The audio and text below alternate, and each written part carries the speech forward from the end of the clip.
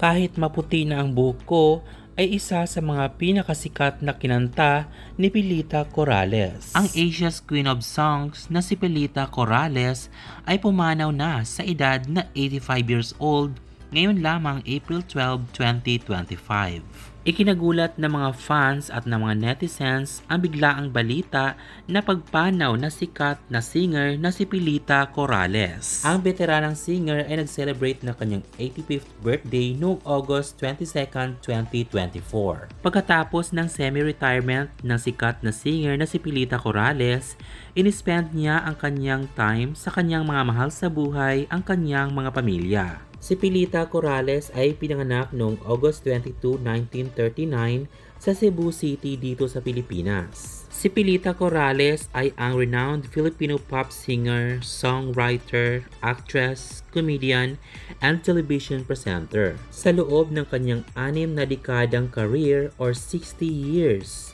siya ay nakapag-record ng 135 albums.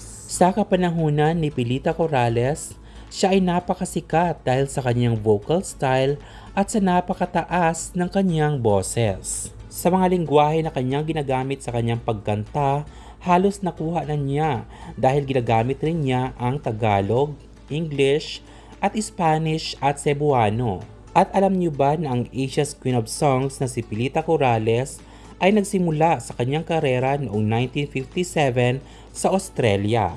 At doon nagsimula ang kanyang kasikatan hanggang sa siya ay nagkaroon na rin ng television appearance. Bago pa man siya sumikat at bumalik sa Pilipinas noong 1963 hanggang sa siya ay nakilala at naging local music scene sa kanyang mga album.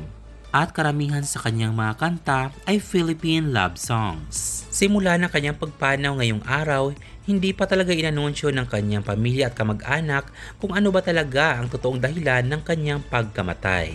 Marami naman nagtatanong kung bakit palagi magkatabi at magkahawig si Janine Gutierrez at Pilita Corrales. Dahil maglola po ang dalawa. Janine Gutierrez's paternal grandmother is the singer Pilita Corrales. Kaya naman ang dalawa ay tinaguriang pinagbiyak na bunga dahil sa sila ay identical. Rest in peace to the Philippine Queen of Songs, Pilita Corrales. Ano ang masasabi niyo sa video na ito? Mag-comment at mag-subscribe para palaging updated sa aking showbiz updates. Thanks for watching!